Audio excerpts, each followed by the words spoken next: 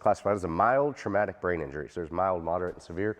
It's a mild traumatic brain injury. It could be a hit to the head or the body. It doesn't necessarily have to be a strike to the head. It could come from a hard takedown and you have kind of that whiplash mechanism where the head accelerates and then decelerates. What actually ends up happening whenever you have that acceleration, deceleration is, like if you can picture a mound of jello, right?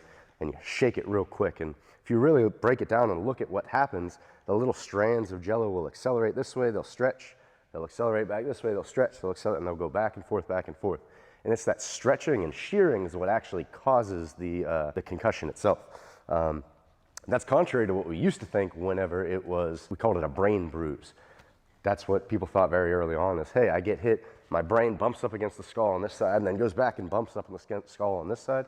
It's still relevant in more moderate or severe traumatic brain injuries, but for a concussion, it's actually that stretching is what does it. With all of that, if you see somebody, like number one rule, if you see somebody that looks like they're not acting themselves, that looks like they're having a concussion, that looks like something is going on, you need to say something.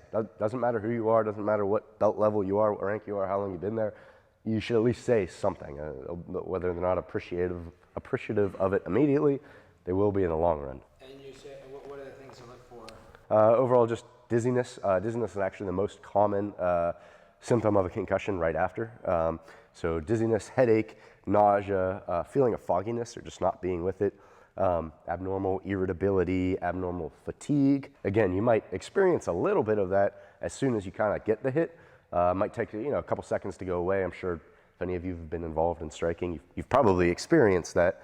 But if that's something that kind of goes away within that round or within a few seconds, you might want to step out and monitor, but keep it going from there. If it continues throughout that round and later on, that's non-negotiable. That's, hey, I need to step out. Seek medical attention as soon as you can.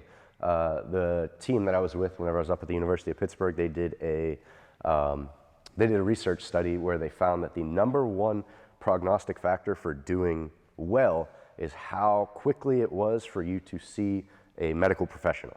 So they said those that have seen somebody or at least initiated treatment, hopefully some of these will give you some treatments later on, but those that at least initiate treatment within 1 week of getting a concussion did much better than those that waited longer than 1 week. So relatively immediate medical attention is important.